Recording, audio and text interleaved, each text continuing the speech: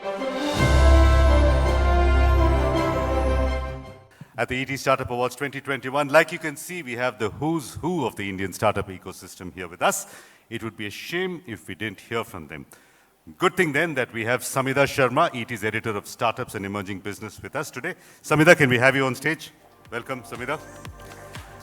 May I also invite our speakers for our next panel, Nithin Kamath of Zerodha, Lizzie Chapman of Zest Money, Sahil Barua of Delivery, Abhiraj Singh Bhal of Urban Company, and Shekhar Kirani from Axel Partners. Can we have you on stage, gentlemen and lady? You can sit anywhere. Choose any seat of your choice. It's all the same.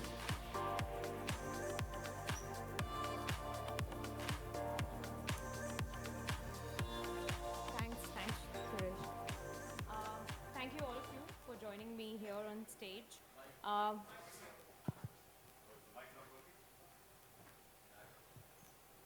Sorry, this is what happens when you don't do a physical event for 2 years. But I'm really happy to get back to an in-person event.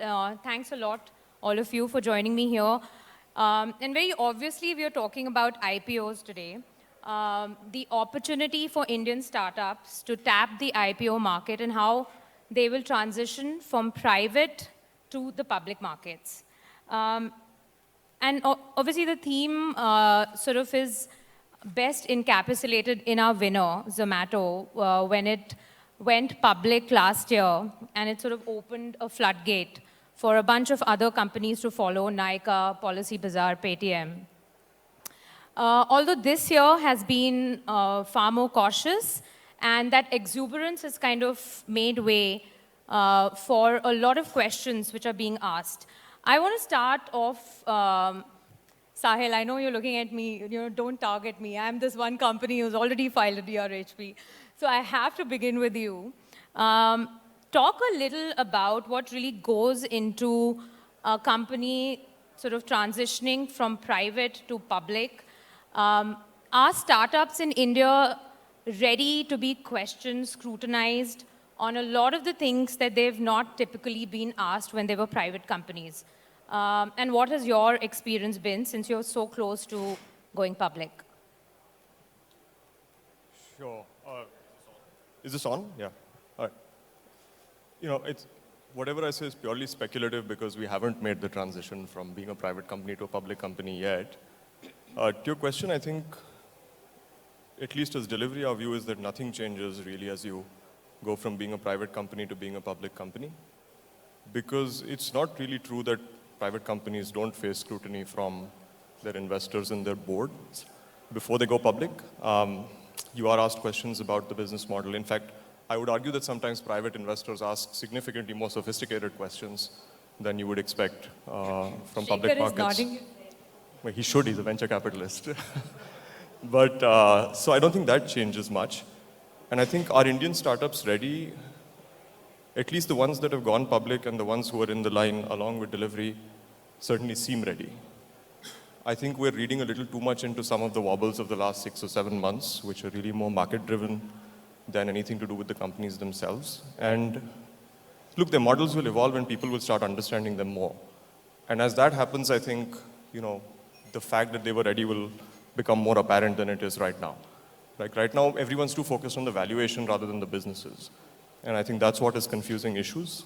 The one change that I think needs to happen more is something that we did early and I think we'll see it more, is startups having more active, powerful, independent boards much earlier than they have historically had. I think that, at least for us, has given us a whole different perspective about how to run the company. But your question, are startups ready? I think, yes, they are.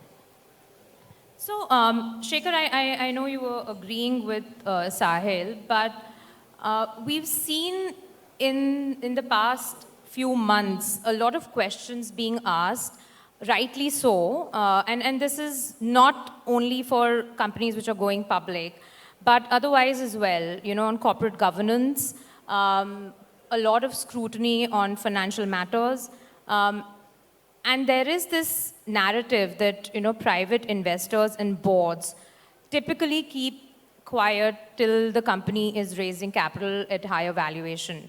How do you look at it from an investor's lens? And where are we as an ecosystem to address some of those questions being asked right now? Yeah, this is a great question, given the context of the current ecosystem where we are growing. Board members are not forensic experts, okay? The question starts with compliance and regulatory framework, starts with the company and starts with the founders and CEO. If founders and CEO decide to defraud employees or customers or investors, not much one can do. So that everybody should understand first. It starts with the founders, starts with the leadership team. The purpose of the board is to educate, guide them so that they get better at this.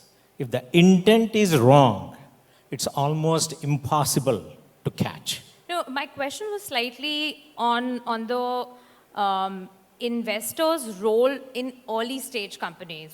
And do you see that they kind of don't step into correcting a lot of things which can be till a point that, the companies become large and it's sort of then they're on their own? That's not true. That's not true. What Okay, happens is... Lizzie, you want to come in on this?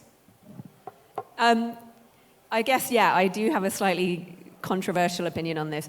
I don't think there's anything wrong with companies going public early if it leads to greater scrutiny, especially from a governance perspective. And I think a bit of what we've seen in the last few months has been public markets reacting to governance concerns at companies that, at that scale, frankly, should have had their house in order, right? So I don't think there's anything wrong with small companies IPOing at the right time, assuming they have good governance and path to profitability. That's the fundamental. Yeah. I want to come to Nithin. Obviously, he was asking me, why have you put me on this panel? Because he is a founder who's obviously not, has decided not to go public. If that's not the case, it'll be news. But what's your view? I mean, you're also in the markets, seeing what's happening because you are a trading platform. You're seeing the kind of interest in new age companies. There's a lot of interest from retail, first-time investors. But you, for Zerodha, have decided to stay private. What's the reason? Is it because you don't want to be questioned? You want to stay private because the scrutiny is lesser? What is it? Yeah. No, I think the problem with our business is there is no predictability, right? At least at the stage we are as a business. So firstly, we don't need the capital. I mean, you go public to raise money. So we've been thankfully profitable and whatever's money required to grow, the business journeying it out. But even if you had to go public as a growth hack, right? Which is one of those things. Why do you call it a growth hack? No, we're a B2C business. If your customer is also your shareholder, potentially you can grow faster. It's a question that I've been wanting to ask someone from Zomato if cost of acquisition has gone down post going public because your shareholder. Dipinder was supposed to be on this panel, but unfortunately he's not. Yeah, he's so not well. I mean that was a question. I mean that's a question I constantly ask that if our customers were also our investors in the company, would they help get us more customers faster? So that's how I think of it. But generally there is no predictability because our performance is completely dependent on how the markets behave. Right, as in over the last 3 or 4 weeks with with this volatility in the markets, for example, our new user acquisition is down 25-30%, like month on month, right? And then when you go public, you have to project growth, right? As in you have to put targets and go achieve it. And when it's very tough to do it, I mean, I don't personally like the obligation that brings along, of being able, of putting a target out there which is very tough to achieve, especially in a very unpredictable business like ours. And within the business, especially a financial service firm, it's very easy to missell. So if you put targets, and then you drive your teams to get there, you can potentially missell, which can which takes you 2 steps backwards. You can add a lot of users, but you're really not going forward as a business. So That's essentially how we've been thinking about it at Zerodha. And maybe one day when there is more predictability in our business is when we will think of an IPO. So you've not ruled it out? I mean, yeah, one day in the probably distant future. So Abhiraj, obviously you've not set any timeline, but you have spoken about going public. Keep aside the current market situation, which, like Sahil mentioned, it's sort of happened in the US, it's happening in the broader public market as well. How did you kind of decide that you wanted to go public? You are also a consumer internet business, unlike Sahil's, which is sort of more B2B. What really was the thought process? And to Nithin's point, I mean, how do you kind of decide on going public, considering there'll be this quarter-on-quarter pressure, there'll be a expectation from the market that you turn profitable, etc. Yeah, Samita, I think the question, sort of the way I see it is, it's a question of when, because the moment you take the first venture capital check, right, the taximeter is down. So in some sense, you've got to return it, and that could either be through a secondary exit or eventually going public. And I think going public is, it's a very broad-based way of creating wealth for your employees, for all the investors. I think beyond governance, 2-3 things are very important, and Nithin spoke about them. One is just predictability. Public markets, as a private company, if you do 96, 97% of your annual operating plan, the investors will sort of clap. As a public company, if you miss by 1%, that can be your stock taking a significant beating. So you've got to have very, very strong underlying predictability. Along with that, you have to have scale and, at least a profitability profile, so that people know that you're a real business, you're relevant to lots and lots of consumers. You're not a sort of niche business or a concept business. So that's how we think about it. Internally, we've already started the work. I think adding independent directors helps significantly, and we've recently done that. So that process is on, and that journey is on, and hopefully it'll culminate into not just an IPO, but us being a good, well-run public company, which is more important. Right. Shekhar, so I want to also talk about India versus US, and who better to talk about Freshworks than you? When it listed last year, it was at 13-14 billion. Last I checked, it was down to about 5. Tell me, how are you looking at the IPO window, considering most of these new age companies which went public last year, they're all battered and there's been a big crash. Is this dissuading companies which were sort of planning to go, the IPO way, stall, or are they ready to just stay in the private market for a much longer period of time? Yeah, Samita, great question. From a company perspective, not much changed. They have now $400 million plus annualized. Last quarter, they did 100 million, 40% growth.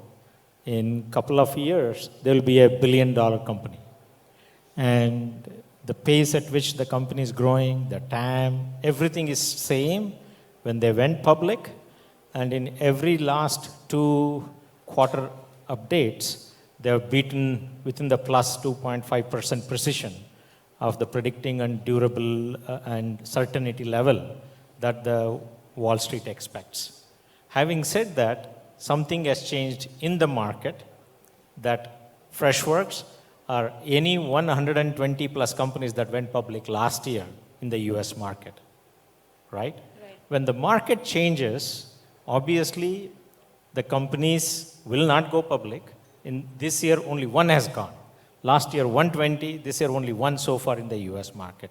That too, some semiconductor company. So if you look at the data, are companies stopping? The answer is no. Companies continues to work towards building durable, world-class, cash-generating businesses. The question of timing is markets doesn't hold for too long because there is a lot of cash. People want to invest. People want to move money from equity to debt, debt to equity. But when the markets are frozen because nobody can underwrite the risk of the public market, as in the US or in India, it is going to take a couple of quarters before the market opens up. The question of multiples is the second part of your question. How do you deal with the multiples? Last year, a lot of companies in India and globally have raised money in private rounds at late stage at a significant multiple than what the public markets are giving today. Now, what it means is you have two choices. Companies have to catch up to those multiples using the current cash on the balance sheet and actually get to the level where they can go on public and raise more money. Or they have to raise at a flat round or a depressed round if they run out of cash. So all companies are readjusting their annual plans in terms of how to use cash and manage growth at any cost to growth in a calculated way, with unit economics compliant and positive, and build the long-term goal of being predictable in their revenues so that when markets open up, they are ready to list. Sahil, you have filed your DRHP, you got a nod from Sebi. You've obviously held back going public like most other companies. Is this a sort of a longer term plan to stay private for you, or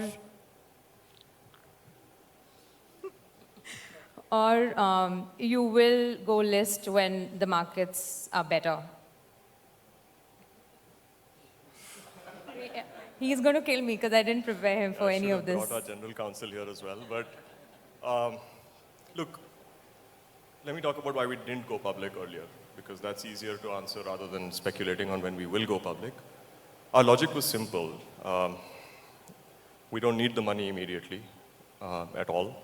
And the second thing is, the way we look at it is, if you're an airline pilot and you're flying the plane and you can see turbulence ahead of you, you don't actually put the plane through turbulence unless you absolutely have to, right? You don't want to give your passengers a reasonably good ride.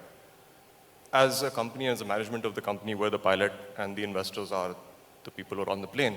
So our view was there was no point taking them through a bumpy ride in January, February, and March, and having to answer questions that have nothing to do with the business at that point in time, right? And so it made a lot more sense for us to simply wait out. The more information we provide to investors, the more of a track record we're building with them, right? The more credibility we're building with them. Some of our investors, like GIC and Canada Pension Plan, have followed the company for 10 years. So I think we would rather make sure that when we go public, all of the people who we've been speaking to are seeing our numbers, are seeing, sort of the company's economics play out. And at that point in time, when they feel confident enough that we should go public and we hear that from them, we'd be much happier to go public at that point. Right now, when we talk to investors, they say, look, we're really nervous about the way the world is playing out and don't go public. So I would say it isn't as much a delivery choice as it is what we're hearing from the markets. And, that's about all I can say right now. So. Okay, but does all of this have to do with the valuation that you would get on your listing? I'd have to be quite naive to say it doesn't, because the fact of the matter is we also have a fiduciary responsibility to our existing shareholders. And fortunately, delivery is not a very complicated business at heart. We're a discounted stream of cash flows, and so you can kind of model out what delivery's valuation will be.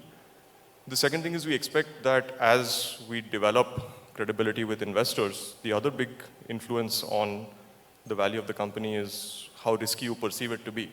And we expect our cash flows to become less risky with time, and we expect to educate the market about this. When we go public, we want to go public as a company which is well understood, right? So it's not just a question of the valuation alone. It's a question of explaining why you think the company is worth something. But to be perfectly honest, while valuation is one of the factors, it's not an absolutely critical factor for us right now. It's simply that we don't need the capital. It is a bumpy market.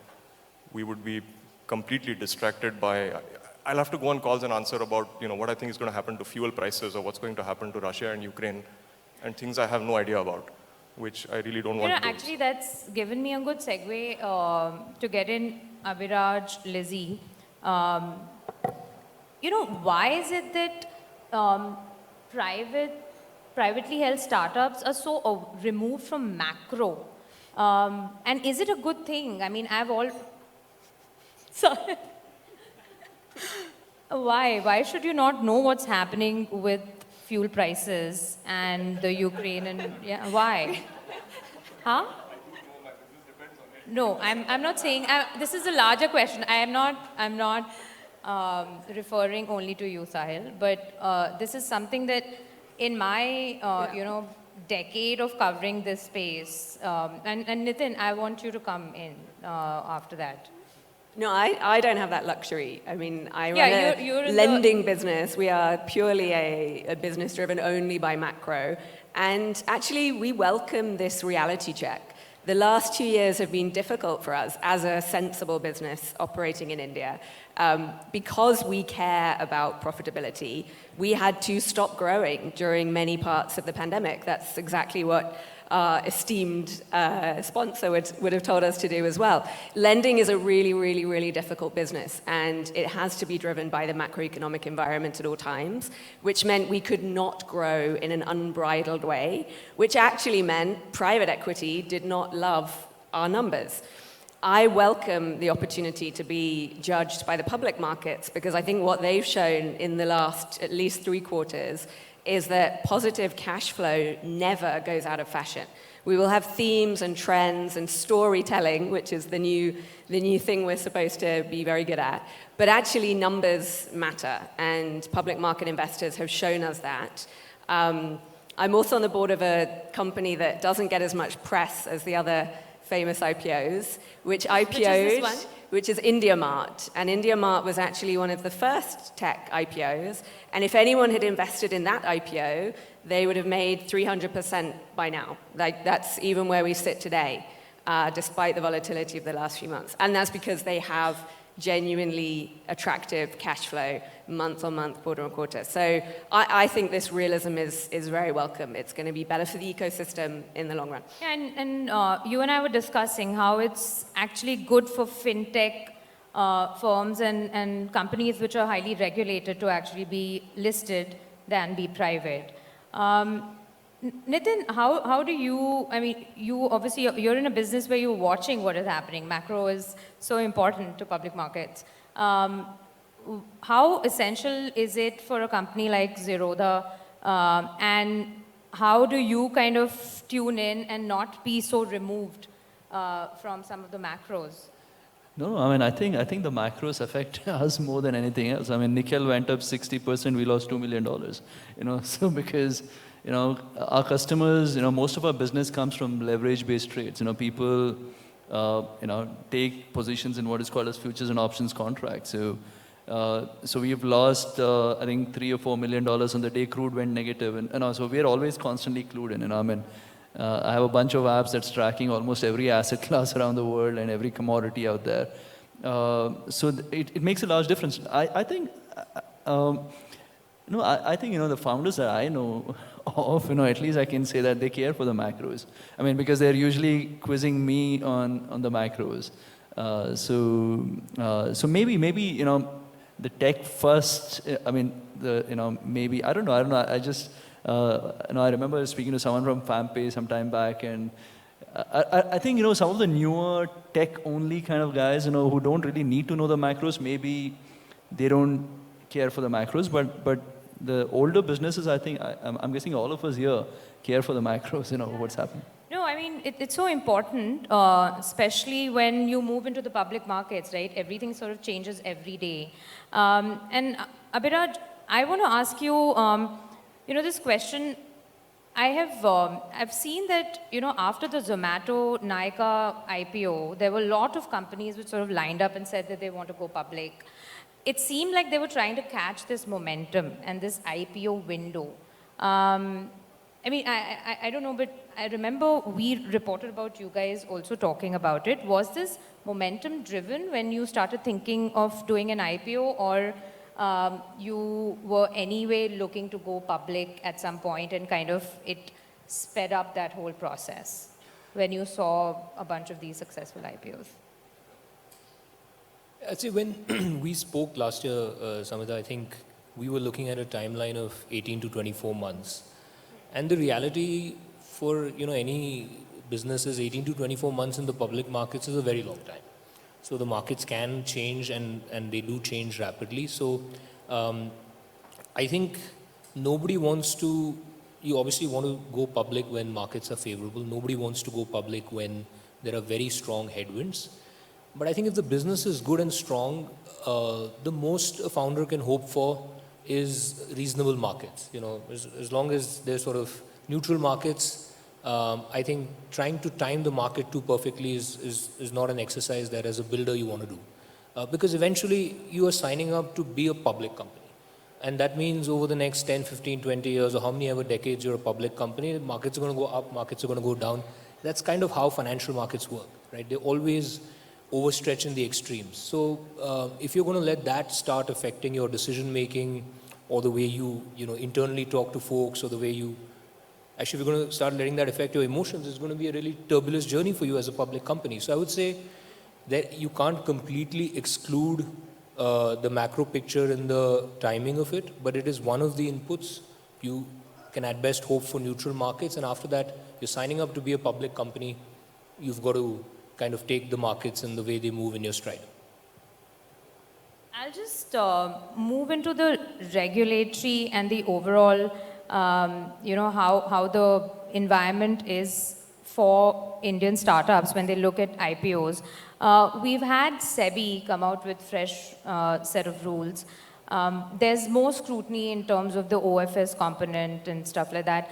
Shekhar, you want to talk about it, how this is sort of different when Indian companies are listing here vis-a-vis in the US? Yeah. And why is it that, you've had experience with Freshworks, but is this a trend which will sort of catch up even more, that they will look at the US market? Yeah, it's a great question. The maturity of the two markets are significantly different, right? Our market cap of India is $3.5 trillion. Market cap of US is around $50 trillion, right? And there are material 45 to 50 mutual fund houses in India that matter. They're probably around 3,000. The depth of research about understanding every business model, every unit economics, when you say something, they understand. India is just catching up. So when you look at it, are there elements where they can take advantage of a not so compliant ecosystem? If that is the case, I believe it's better to bring more regulations from Sebi so that great outstanding companies can actually list and demonstrate, because that is so essential for this ecosystem to show that world-class companies that would list, generate cash, show value, so that trust in this modern digital companies is established. In the US, it has been established for ages. And if you look at the top 20 market cap companies, more than half of them are tech companies. That's not the case in India yet. Yeah. So it is a way going, and it's responsibility of not only all of us, including Sebi, to build the trust. And it's okay Sahil, to regulate more. Thanks, Shekhar. I wanted to get Sahil in. What has been your experience with, the regulators, etc., in terms of when you were filing your DRHP, when you got your nod from Sebi? There has obviously been a lot of thrust to give a push to new age companies, and we've been writing about it as well. How was it like while you were interacting with them? What is the approach that they are taking? I think the approach that they're taking is conservative, and rightly so. I think just to add to something that Shekhar said, the expectation of a regulator is not that the regulation not be onerous. It's that the regulator be consistent. And what Sebi is trying to do is to establish a consistent set of standards that it can apply to all startups which are going public. And that process is taking some time. And I think that's okay, because when you think about the sheer diversity of companies that's going public, the information that Zomato puts out and the information that Policy Bazaar puts out and the information that Paytm puts out or that Urban Company might or that Delivery might, this is the kind of information that Sebi and investors are not used to seeing. And so I think a conservative approach is probably the right approach at this point in time. They went through a great deal of sort of scrutiny over our documents, and rightly so. Frankly, I think they have a tough job. Most venture capitalists don't have to see these many businesses in this short span of time that Sebi had to. I think if I look at the level of sophistication of the questions they asked, they got better over time, over the 3 or 4 months that we interacted with them. And by the end of it, I think we could have hired some of them. They actually were very, very good at this, good at it. And so I think there's been a lot of, again, sound and fury about how Sebi is getting in the way of companies going public and so on. I think it's the responsibility to do so. And I think in the long term, it's probably good for the companies that are going public to be subjected to that scrutiny. I'll be honest, it's frustrating, but if we're better on at the end of it, then that's fine. Nithin, since you have such a ringside view of what's happening in the markets, what do you make of the fintech valuation specifically? Because obviously Paytm post its listing, has dropped significantly. There has been an overall correction markedly in, the fintech space. What do you make of it? And is this a sector-specific trend, or it's sort of a more macro overall, correction that's sort of hurting some of these companies? No, I think it's in sync with what's happening globally, right? As in, Robinhood was at $80 billion valuation, now it's at $10 billion. I mean, it's I think all companies are kind of moving in sync. I think something has changed, fundamentally, which is in terms of expectation of the future. I think the private markets are working at a lag, so you are still seeing people being able to raise money at higher valuations in the private market versus I was actually looking at Coinbase, and it's at 9 times earnings. Is it? I think it's already starting to show in the private markets as well, right, Shekhar? I don't know. I mean, at least the news, what you're covering doesn't seem to say. It's a little delayed, you know that. Yeah. Those deals maybe had closed last year. Yeah. So no, I think on the market side, I mean, across the globe, all high growth, not yet profitable startups are seeing large haircuts, and we are in sync with that. So I think what has happened though, as a broker to the largest retail broker in the country, is I think there is a sense of, I spend a lot of time interacting with customers and online, and there's a sense of, these companies that come from the startup world maybe can lose money, and which is a bad thing. I mean, Zomato had kind of paved the way for everyone, but I think over the last, and which is, as I said, it's not really fault of some of these companies. It's just a global phenomenon. But I think fingers are getting pointed out at the startup ecosystem, saying, you're coming here, trying to raise money at high valuation, taking away retail investors. To be very honest, only 10 to 15% of the issue is really going, to retail investors. But yeah, that's happening. So I think it will be a slightly challenging, I think, for urban company delivery, etc., to come list in the next 3 to 6 months, unless globally the trends change on this. Sahil, word of caution. But we have about 5 to 7 minutes.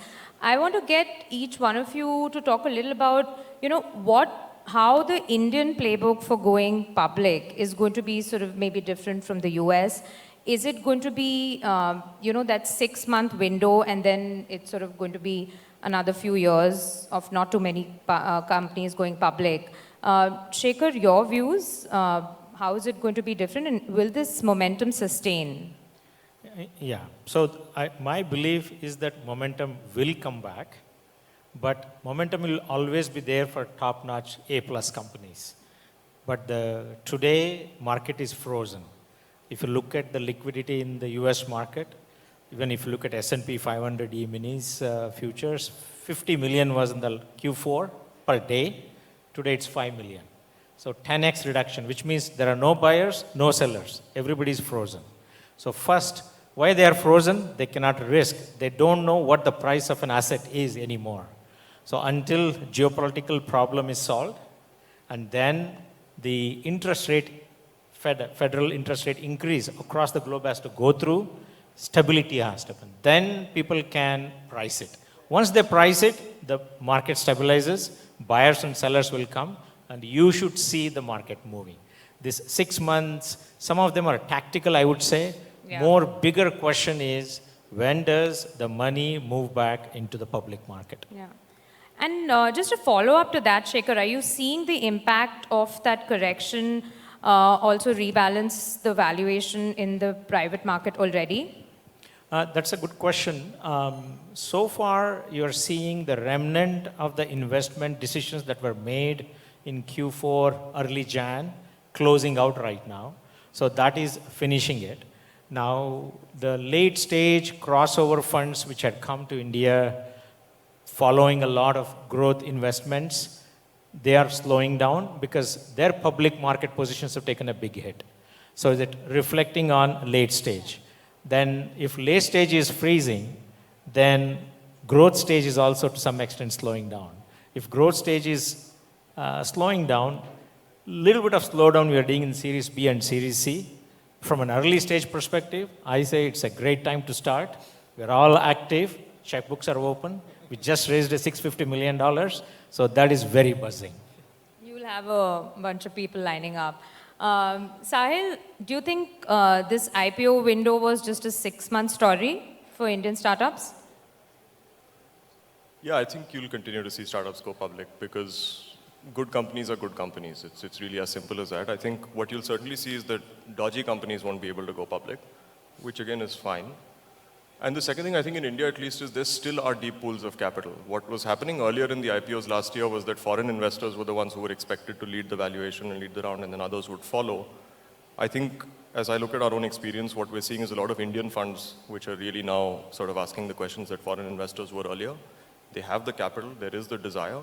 It's an asset class that doesn't exist. Retail investors don't have an opportunity to invest as of now in many of these companies, us included. And so I think while valuations might go up and down, and we'll see where they land up, I think companies will go public. Great. Lizzie, I know you've not really specifically said anything about going public, so maybe this is your chance to disclose. Headline. No, we've always said we would love to go public, especially in India, because this is one of the best markets for lending businesses globally. I was an investor in global lending businesses before I started Zest, and India as a market has always been brilliant at valuing lending businesses. We have some of the best management teams, some of the most, predictable cash flows in lending businesses in the world in this country, and that's not going out of fashion. I think what we're seeing is just a reality check in the world, but especially in India, about tech valuations. And just because something has a tech aspect to it doesn't change the fundamentals of a business model. And so to your point about fintech, I think we're going to see some really interesting financial services companies that happen to be tech-powered emerge in the next 2 years, and many will go public and will get a great reception because global investors do love Indian lending companies. Would you also consider, instead of going public, an M&A kind of a situation? I think as a founder, that's always less optimal because you do like to keep autonomy. I think you think about what are the right things to do at the right time for your company. But we've never been egotistical about having our name in lights. And so I think if the right opportunities come along, you would always consider them. Nithin, you obviously have a lot of data that you're looking at for public market investors. The same question was that a short period when that momentum sort of let a lot of these companies go public? Will it sustain? What do you make of how things will sort of pan out in the next 6 to 8 months? No, I think next 3 to 6 months is tough. I mean, it's just, I know some of my friends who are institutional investors, and I think they'll all wait for this, whatever uncertainty to get, kind of go through, and I think all companies as well, will probably wait out the next 3 to 6 months. So I don't see how any company can really IPO in the next 3 to 6 months. It's very tough. It's like I said, you can't really go to only retail investors and raise money. And also now that there is an LIC IPO, it's going to suck out some liquidity from the ecosystem as well. So with all of this around, I think the next 3 to 6 months, not probably a good time to be going public. Is it something that realistically is worth exploring for Indian startups once the momentum is back, the markets are sort of, better off? Yeah, I mean, I think Zomato actually, kind of, just opened up everyone to the possibility of like the fact that Indian startups can list on the Indian, on the capital markets. Because I remember a lot of times, people were asking me questions saying companies which are not profitable can't list, and I had to explain every time saying there is no regulation like that. Companies cannot be profitable and still list on the exchange. So actually, the Zomato IPO is kind of one which opened up saying you don't have to be a profitable startup to list. Yeah. Right? And most of my friends who've been investing publicly for decades didn't know that you don't have to be profitable to list. Yeah. So I think there is going to be, if momentum comes back, I'm sure everyone's. I mean, as a stockbroker, we are waiting for urban company delivery to list. So we can go sell the IPO as well. Last word to you, Abhiraj. Time's up, but are you changing your plans, sticking to it? What's it looking like for you? I think I would agree with Nithin. I think this year, you'd rather just focus on business, continue to grow, let the markets at least come back to being neutral, and then reconsider. Great. Thanks so much, everyone. Thanks a lot. Over to you, Suresh.